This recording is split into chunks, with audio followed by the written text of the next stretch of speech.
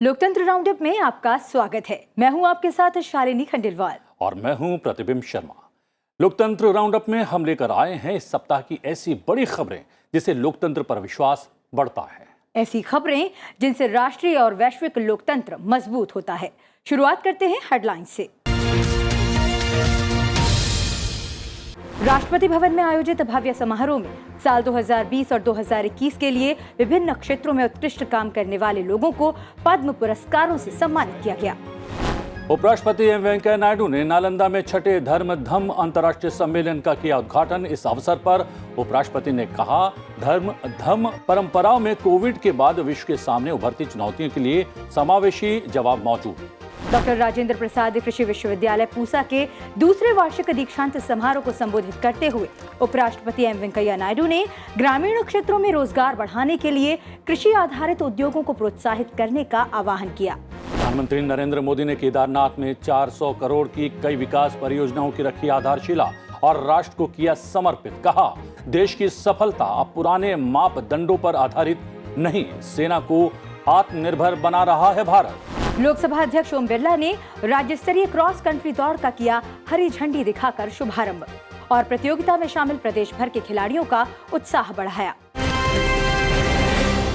राष्ट्रपति भवन के ऐतिहासिक दरबार हॉल में आयोजित भव्य समारोह में विभिन्न क्षेत्रों में उत्कृष्ट काम करने वाले 119 लोगों को 2021 के लिए पद्म पुरस्कारों से सम्मानित किया गया। वर्ष 2021 के लिए पद्म विभूषण से सम्मानित किए जाने वालों में जापान के पूर्व प्रधानमंत्री शिंजो आबे, तमिलनाडु के गायक एसपी बालासुब्रमण्यम मरणोपरांत मौलाना वहीदुद्दीन खान, बीबी लाल और अमेरिका के नरिंदर सिंह कपानी शामिल है। वहीं 2020 के लिए 141 लोगों को पद्म पुरस्कारों के लिए चयनित किया गया। राष्ट्रपति रामनाथ कोविंद ने पूर्व केंद्रीय मंत्री अरुण जेटली, सुषमा स्वराज और पूर्व रक्षा मंत्री जॉर्ज फर्नांडीज को मरणोपरांत पद्म विभूषण से सम्मानित किया। इनके अलावा प्रख्यात शास्त्रीय गायक पंडित छन्नूलाल मिश्र को पद्म विभूषण से सम्मानित किया गया। खेल जगत से बैडमिंटन खिलाड़ी पीवी सिंधु को पद्म भूषण, हॉकी खिलाड़ी रानी रामपाल को पद्मश्री पुरस्कार से सम्मानित किया गया।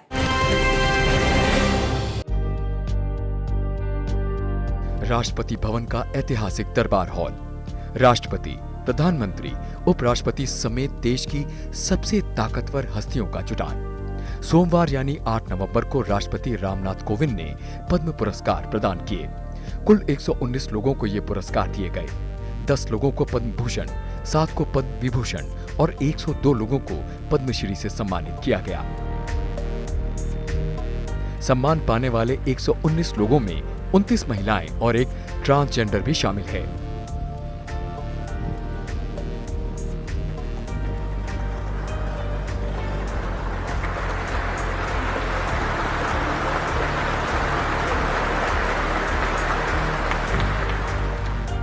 राष्ट्रपति रामनाथ कोविंद ने पूर्व केंद्रीय मंत्री अरुण जेटली, सुषमा स्वराज और पूर्व रक्षा मंत्री जॉर्ज फर्नांडिस को मरणोपरांत पद्म विभूषण से सम्मानित किया।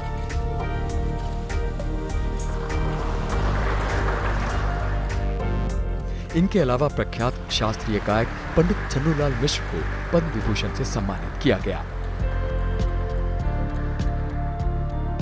खेल जगत से बैडमिंटन खिलाड़ी पीवी सिंधु को पद्म भूषण, हॉकी खिलाड़ी रानी रामपाल को पद्मश्री पुरस्कार से सम्मानित किया गया। फिल्म जगत से अभिनेत्री कंगना रनौत और गायक अदनान सामी को पद्मश्री से सम्मानित किया गया। इनके अलावा पहली बार बांग्लादेश के लोगों को पद्म पुरस्कार दिए गए हैं। इनमें भारत में पूर्व उच्चायुक्त मुअज्जम अली और 1971 युद्ध के नायक कर्नल काजी सज्जाद अली जहीर शामिल हैं। हर साल पद्म पुरस्कारों की घोषणा गणतंत्र दिवस के मौके पर की जाती है। राष्ट्रपति मार्च-अप्रैल में ये पुरस्कार प्रदान करते हैं, लेकिन इस बार कोरोना के चलते ये पुरस्कार नहीं दिए जा सके थे। पद्म पुरस्कार वर्ष 1954 में प्रारंभ किए गए थे। वर्ष 1978, 1979 और 1993 से 1997 के दौरान थोड़े से अंतराल को छोड़कर ये पुरस्कार प्रत्येक वर्ष गणतंत्र दिवस पर घोषित किए गए हैं। ये पुरस्कार 3 श्रेणियों यानी पद्म विभूषण, पद्म भूषण और पद्मश्री में प्रदान किए जाते हैं। पद्म विभूषण असाधारण एवं विशिष्ट सेवा के लिए, पद्म भूषण उच्च कोटि की विशिष्ट सेवा के लिए और पद्मश्री विशिष्ट सेवा के लिए प्रदान किए जाते हैं। उपराष्ट्रपति एम वेंकैया नायडू ने धर्म धम्म परंपराओं की भूमिका पर नालंदा में छठे धर्म धम्म अंतर्राष्ट्रीय सम्मेलन का उद्घाटन किया। कार्यक्रम में उपराष्ट्रपति ने नालंदा विश्वविद्यालय को अपना पुराना गौरव वापस पाने का आह्वान किया। उपराष्ट्रपति एम वेंकैया नायडू ने दुनिया में शांति और सद्भावना की स्थापना पर जोर देते हुए कहा कि कोविड-19 महामारी के मद्देनजर हमारी जीवन शैली और सोच के हर पहलू का पुनर्मूल्यांकन आवश्यक हो गया है। साथ ही उन्होंने लोगों के जीवन में तनाव घटाने और उन्हें सुखी और प्रसन्न बनाने का मार्ग खोजने की बात कही। कोविड-19 के बाद विश्व व्यवस्था के निर्माण में धर्म धम्म परंपराओं की भूमिका पर नालंदा में छठे धर्म धम्म अंतर्राष्ट्रीय सम्मेलन का उद्घाटन करते हुए उपराष्ट्रपति एम वेंकैया नायडू ने दूसरी धार्मिक मान्यताओं के साथ हिंदू धर्म और बौद्ध धर्म की धर्म धम्म परंपराओं के महत्व को समझते हुए कहा कि विश्व के सामने उभरती चुनौतियों के लिए समग्र और समावेशी जवाब मौजूद हैं। साथ ही विश्वास जताया कि हिंदू धर्म और बौद्ध धर्म की शिक्षाओं को समझकर और अपने जीवन में उतारकर कोई भी व्यक्ति अपने अंतर्मन और बाहरी दुनिया में शांति प्राप्त कर सकता है। How to bring peace, how to reduce tensions, how to pay attention to make the people's life more comfortable, more happy. Comfortable is one thing, happiness is much more important. Peaceful, because peace is prerequisite for progress. Peace is prerequisite for progress. If you have tension, you cannot pay attention. Now the problem, and the human beings are suffering tension, not able to pay attention. The reason being for no reason. To be frank, there is no reason. But everybody is somehow tensious. There are issues. COVID is an issue. But all of us should apply. And then one good thing that is available to all of us are the teachings of Hinduism and Buddhism together. If you read them, if you understand them, and then if you really practice them, you will have peace. उपराष्ट्रपति ने कहा कि धर्म धम्म की धारणा सत्य और अहिंसा, शांति और सद्भाव, मानवता, आध्यात्मिक संबंध और सार्वभौमिक बंधुत्व और शांतिपूर्ण सह अस्तित्व सहित अपनी कई अभिव्यक्तियों में एक नैतिक स्रोत के रूप में कार्य करती है। India is an ancient civilization. We don't believe in aggression. We don't believe in encroachment. We believe in peaceful coexistence. Sarve jana sukhino bhavantu. Entire universe has to be happy, has to be peaceful, has to be prosperous. This is the great philosophy of this land. And if you go through the teachings and preachings of Lord Gautam Buddha, the simple things he told during his life, to convey to the people to follow dharma. Dharma is ritual path. Dharma is living for values, maintaining our systems and customs and traditions, which are all time tested, and then moving on. Leave the ego. उपराष्ट्रपति M Venkaiah Naidu ने doctor Rajendra Prasad कृषि विश्वविद्यालय पूसा के दूसरे वार्षिक दीक्षांत समारोह को संबोधित किया। इस अवसर पर उन्होंने कहा कि ग्रामीण क्षेत्रों में रोजगार के लिए कृषि आधारित उद्योगों को प्रोत्साहित करने की आवश्यकता है। साथ ही कोविड महामारी के दौरान शहरों से गांव की तरफ हुए पलायन की चर्चा करते हुए उन्होंने कहा कि कृषि क्षेत्र में उद्यमिता का विकास भारत की अर्थव्यवस्था को मजबूत करेगा और उन ग्रामीण क्षेत्रों में रोजगार का सृजन करेगा जहां रोजगार की सबसे ज्यादा आवश्यकता है। उपराष्ट्रपति एम वेंकैया नायडू ने डॉक्टर राजेंद्र प्रसाद कृषि विश्वविद्यालय पूसा के दूसरे वार्षिक दीक्षांत समारोह को संबोधित करते हुए कहा कि किसानों के कृषि उत्पाद संगठन एफपीओ सीमांत और छोटे किसानों के लिए लाभदायक होंगे। वो खाद्य आपूर्ति श्रृंखला के बीच की कड़ी बन सकते हैं, जो कच्चे माल की आपूर्ति से लेकर खाद्य प्रसंस्करण, मार्केटिंग और निर्यात जैसी आगे और पीछे की कड़ियों को जोड़ते हैं। Agriculture is our basic culture. It is our basic culture. So we should see that the agriculture sector is given all the support that is needed for the development and sustenance of agriculture. It's one of the main pillars of Indian economy. And as young agri-professionals, you will have a bigger role to play ahead. Be proud of our alma mater, which has achieved multiple milestones in agriculture research, education, and extension since its inception as a Central Agriculture University in the year 2016. In the past, Nalanda and Vikramasila made Bihar a source of inspiration and enlightenment and played a pivotal role in making India a Vishwa Guru. उपराष्ट्रपति M Venkaiah Naidu ने कहा कि भारतीय कृषि क्षेत्र में अधिकांश सीमांत और छोटे किसान हैं, जिनके पास कम संसाधन हैं। उपराष्ट्रपति ने दोहराया कि विभिन्न माध्यमों से किसानों की आमदनी बढ़ाने की आवश्यकता है। उनके पास उपलब्ध सीमित संसाधनों का बेहतर उपयोग करने की भी जरूरत है। Agriculture is characterized by marginal and small farmers with fewer resources.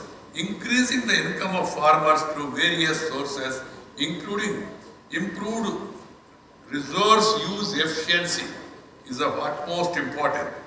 The developed world is already reaping benefits from the use of artificial intelligence in agriculture, and in India too, we must harness its potential to help improve farm income. Greater use of technology in food management is needed to ensure food security for all.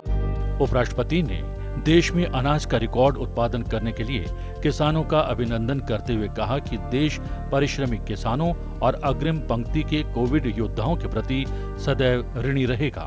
All these institutes which are located here and also around the state will play a crucial role in alleviating the problems of small and marginal farmers of the region. While no country or sector remained unaffected by COVID-19, the agriculture sector in India registered a positive growth. This was the first time since 1314 that agriculture regained this economic prominence. I would like to the what we call frontline workers, warriors. I would like to salute the farmers of the country, farmers of Bihar, for doing an excellent job even during pandemic, for going for a record production. इस अवसर पर बिहार के राज्यपाल फागू चौहान, मुख्यमंत्री नीतीश कुमार, उप मुख्यमंत्री रेणु देवी, बिहार सरकार में कृषि मंत्री, विश्वविद्यालय के शिक्षकगण और छात्र भी उपस्थित रहे। फिलहाल समय एक छोटे से ब्रेक का। ब्रेक के बाद आपको बताएंगे लोकतंत्र से जुड़ी कुछ और खबरों के बारे में। आप देखते रहिए संसद टीवी पर लोकतंत्र राउंड अप।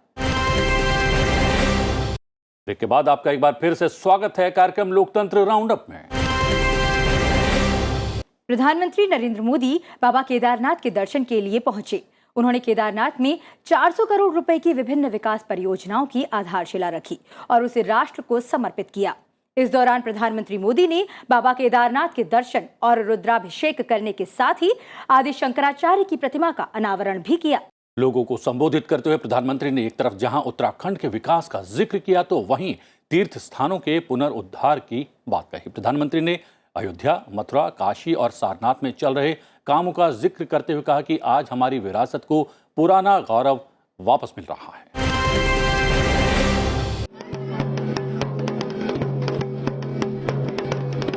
बाबा केदार की धरती से उत्तराखंड को विकास परियोजनाओं की सौगात देते हुए प्रधानमंत्री ने कहा कि अब देश अपने लिए बड़े लक्ष्य तय करता है। सिर्फ समय नहीं, समय की सीमा भी हम निर्धारित करते हैं। तो कुछ लोग कहते हैं कि इतने कम समय में ये सब कैसे होगा। कभी कभी लोग ये भी कहते हैं अरे यार होगा भी कि नहीं होगा। और तब मेरे भीतर से एक ही आवाज आती है, 130 करोड़ देशवासियों की आवाज मुझे सुनाई देती है और मेरे मुंह से यही निकलता है, एक ही बात निकलती है समय के दायरे में बंधकर भयभीत होना अब भारत को मंजूर नहीं है। उत्तराखंड सरकार के विकास कार्यों की तारीफ करते हुए प्रधानमंत्री ने कहा कि 21वीं सदी का तीसरा दशक उत्तराखंड का है। चारों धाम हाईवे से जुड़ रहे हैं। भविष्य में यहां केदारनाथ जी तक श्रद्धालु केवल कार के जरिए आ सके, इससे जुड़ी प्रक्रिया भी शुरू हो गई है। यहां पास में हो पवित्र हेमकुंड साहब जी हैं। हेमकुंड साहब जी के दर्शन आसान हो इसके लिए वहां भी रोपवे बनाने की दिशा में तैयारियां चल रही हैं। इसके अलावा ऋषिकेश और कर्णप्रयाग को रेल से भी जोड़ने का प्रयास हो रहा है। प्रधानमंत्री ने कहा कि उत्तराखंड ने कोरोना के खिलाफ लड़ाई में जिस तरह अनुशासन दिखाया वो सराहनीय है। पहाड़ों से परिचय है ना, उनको पता है कि काम आसान नहीं होता है। घंटों घंटों तक पहाड़ की चोटियों पर जाकर के 2 या 5 परिवार को वैक्सीनेशन दे करके रात रात चल करके घर पहुंचना होता है। कष्ट कितना होता है मैं अंदाज लगा सकता हूं। उसके बाद भी उत्तराखंड ने काम किया है। क्यों? उत्तराखंड के एक एक नागरिक की जिंदगी बचानी है और इसके लिए मुख्यमंत्री जी आपको, आपकी टीम को मैं बधाई देता हूं। केदारनाथ में पुनर्निर्माण का कार्य प्रधानमंत्री के मार्गदर्शन में किया गया है। उन्होंने इस परियोजना की प्रगति की लगातार समीक्षा और निगरानी की है। बुनियादी ढांचे से जुड़ी जो परियोजनाएं पूरी हो चुकी हैं, उनमें सरस्वती आस्था पथ और घाट के इर्द गिर्द सुरक्षा की दीवार, मंदाकिनी आस्था पथ के आसपास सुरक्षा की दीवार, तीर्थ पुरोहित गृह और मंदाकिनी नदी पर गरुड़ चट्टी पुल शामिल हैं। इन परियोजनाओं को 130 करोड़ रुपए से अधिक की लागत से पूरा किया गया है। प्रधानमंत्री ने संगम घाट के पुनर्विकास, प्राथमिक चिकित्सा और पर्यटन सुविधा केंद्र, प्रशासनिक कार्यालय और अस्पताल, 2 अतिथि गृह, police station, command and control centre, rain shelter और सरस्वती नागरिक सुविधा भवन समेत 180 करोड़ रुपए से अधिक की विभिन्न परियोजनाओं की आधारशिला भी रखी।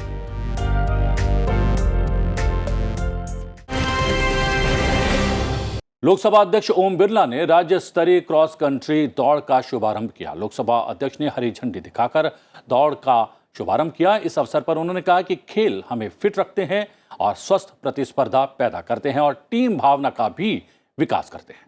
लोकसभा अध्यक्ष ने प्रतियोगिता में शामिल प्रदेश भर के खिलाड़ियों का उत्साह बढ़ाया और उन्हें उनके उज्जवल भविष्य के लिए शुभकामनाएं दी। कोटा में आयोजित इस क्रॉस कंट्री दौड़ में भाग लेने राज्य भर से खिलाड़ी आए। राज्य के सभी 33 जिलों से 600 से अधिक खिलाड़ियों ने 2, 4, 6, 8 और 10 किलोमीटर की 5 कैटेगरीज में आयोजित इस दौड़ में हिस्सा लिया। इस इवेंट से राष्ट्रीय टीम के खिलाड़ियों का चयन भी किया जाएगा। प्रतियोगिता का शुभारंभ लोकसभा अध्यक्ष ओम बिरला ने किया। महाराज उमेद सिंह स्टेडियम में आयोजित प्रतियोगिता में दौड़ को हरी झंडी दिखाने से पूर्व लोकसभा अध्यक्ष ओम बिरला ने कहा कि खेल हमारे जीवन का महत्वपूर्ण भाग है। खेल हमें स्वस्थ प्रतिस्पर्धा और टीम भावना का विकास करते हैं। खिलाड़ियों को प्रोत्साहित करने के लिए अब अनेक योजनाएं हैं जिनका लाभ भी मिल रहा है। कोटा एथलेटिक्स संघ के मुताबिक प्रतियोगिता में विजेता रहे खिलाड़ी अब राजस्थान का प्रतिनिधित्व राष्ट्रीय प्रतियोगिता में करेंगे। राष्ट्रीय प्रतियोगिता की तैयारी के लिए खिलाड़ियों का कैंप भी आयोजित किया जाएगा।